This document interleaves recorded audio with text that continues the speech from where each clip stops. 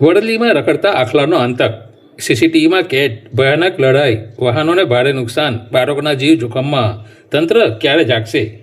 સુરત જિલ્લાના પલસાણા તાલુકાના વડલી ગામમાં રખડતા ઢોરોનો ત્રાસ બેકાબૂ બન્યો છે. વડોદરા સુરત મુખ્ય માર્ગ તેમજ દત્તકૃપા હાઉસિંગ સોસાયટી વિસ્તારમાં દિવસ રાત આખલાઓની લડાઈ, લોકોમાં ભયનો માહોલ છે.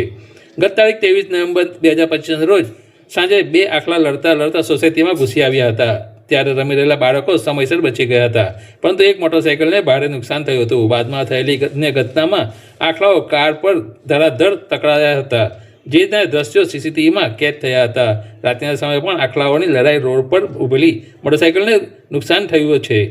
આજ સવારના સમયે દુકાન પાસે ચાર આખલાઓ લડતા આવતા જોવા મળતા દુકાનદાર ગભરાઈ ગયો હતો અને દરમિયાન અન્ય મોટરસાઇકલ અને દુકાનનો સામાન નુકસાન પામ્યો હતો. વડલી ગામમાં ગાય, ભેંસ અને આખલાઓની સંખ્યા વધુ હોવા છતાં ગ્રામ પંચાયત દ્વારા કોઈ નક્કર કાર્યવાહી નહીં થવાથી લોકો આક્ષેપ કરી રહ્યા છે. ગ્રામજનોની માંગ છે કે રખડતા ઢોરો તાત્કાલિક પાંજરાપોળ મૂકવામાં આવે અથવા માલિકોને સામે કડક કાર્યવાહી કરવામાં આવે, નહીં તો કોઈ મોટી જાનહાની થવાની ભીતિ સેવાઈ રહી છે.